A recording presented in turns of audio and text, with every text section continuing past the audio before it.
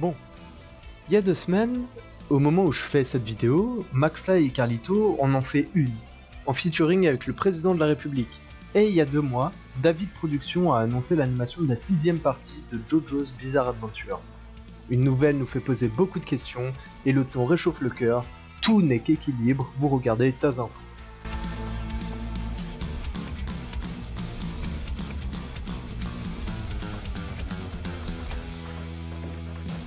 Donc, comme dit précédemment, le 23 mai, McFly et Carlito sortent une vidéo concours d'anecdotes avec le président Macron suite à un défi qu'il leur avait lancé. Faire 10 millions de vues sur un clip rappelant les gestes barrières. Évidemment, suite à la sortie de la vidéo, internet s'enflamme et Twitter, cette immense jungle, a vu apparaître encore une fois des experts en politique et en marketing nous expliquant qu'il s'agissait de propagande. Déjà, parlons de la vidéo en elle-même, je la trouve excessivement vide. Ah ouais, on a le président de la République, on s'attend à avoir du lourd, et puis au final, on a juste des anecdotes fades. Même s'il a le numéro d'Mbappé, je suppose.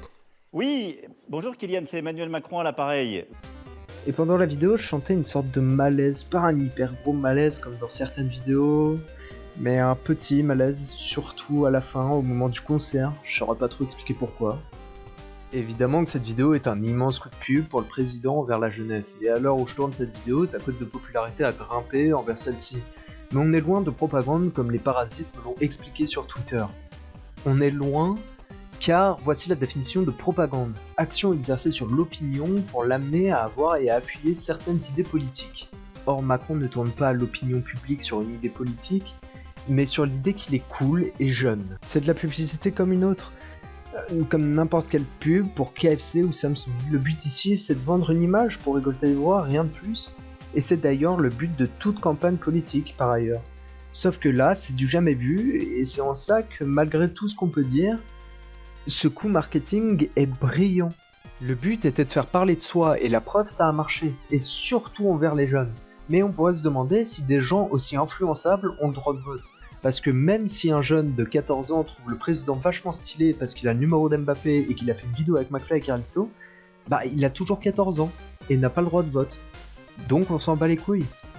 Mais du coup, est-ce que des gens ayant plus de 18 ans peuvent être influencés par une simple vidéo YouTube ne présentant aucune idée politique ? Sûrement. Mais je pense pas que cela veuille dire que la majorité des 18-25 ans vont voter pour Macron juste pour cette vidéo. Et si c'est le cas, alors ne cherchez plus pourquoi notre monde tombe peu à peu dans le chaos général. Mais essayons de voir un peu plus loin. Je pense sincèrement que les plus gros génies sont McFly et Carlito. Pourquoi ? Parce que le but est qu'à la fin, les gagnants donnent un gage aux perdants. Sauf que ça se termine sur une égalité, ce qui veut dire que tout le monde aura un gage. McFly et Carlito devront aller dans un avion de la patrouille de France pour le 14 juillet, et Macron devra afficher leur gueule pendant le discours du même jour. Nous avons trouvé en nous cet amour de la patrie qui nous a...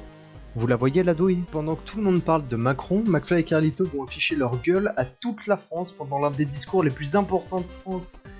Et ils ont berné Macron. Tout le monde va parler d'eux et j'ai sûrement quelque chose à leur dire pour ça. Bah GG les gars.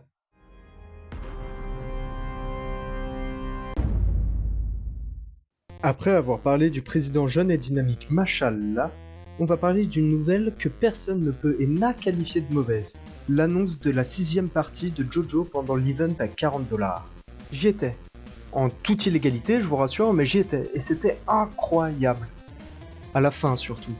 Laissez-moi m'expliquer. Déjà, il y avait des sous-titres anglais parce que tout était en japonais évidemment. Sauf que je pense que les sous-titres ont été faits par IA et en live. Parce qu'on a des trucs inadmissibles du genre « bute ton fils » ou « ce toaster family ». Putain, mais faites un effort, non ? Vous nous avez dit que c'était l'événement le plus important de toute l'histoire de JoJo, alors pourquoi vous me parlez de toaster ?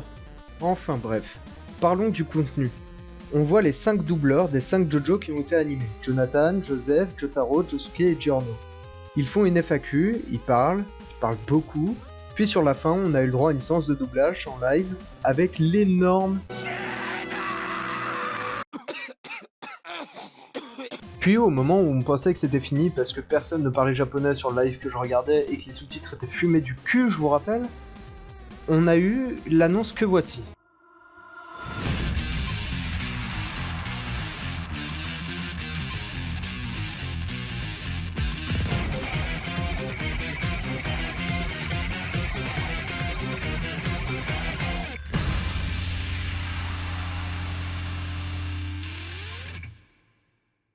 やれやれだわ。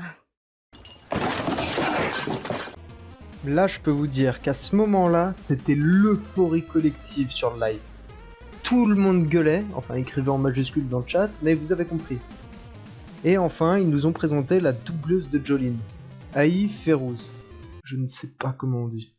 Parlons un peu d'elle. Déjà, vous vous dites, mais Férouz, ça sonne pas japonais. Et c'est parce que son père est égyptien, donc déjà on comprend vite que la meuf, c'est une Jojo Rap à elle toute seule. Comme vous pouvez vous en douter, elle est doubleuse. Elle commence sa carrière en 2019 en doublant Hibiki Sakura dans Dumbbell, un animé sur la musculation de ce que j'ai compris, que j'ai pas vu et que je regarderai pas parce que c'est un ecchi putain. Et arrêtez de vous rincer l'œil, vous allez faire un AVC. Mais le plus important, c'est qu'elle a toujours été une Jojo fan. Elle adore ce manga et elle nous explique qu'à l'époque, elle n'avait pas confiance en elle et qu'elle est très heureuse de ne jamais avoir abandonné son rêve, une détermination qui l'amène à doubler le personnage principal de la 6ème partie d'un de ses mangas préférés. Cette femme est une leçon de vie pour chacun d'entre nous. Et évidemment, lors de l'event, elle s'est mise à pleurer lorsque tous les doubleurs lui ont dit « Bienvenue dans la famille Joestar ». せーのようこそジョースター家ありがとうございます。温かく迎えてくださって。いやごめんなさい。 Et je suis sûr qu'à ce moment-là, une grande partie des gens qui regardaient le live ont pleuré avec elle. Puis on a eu un petit concert du premier opening, et ça c'était vachement sympa. Voilà un extrait.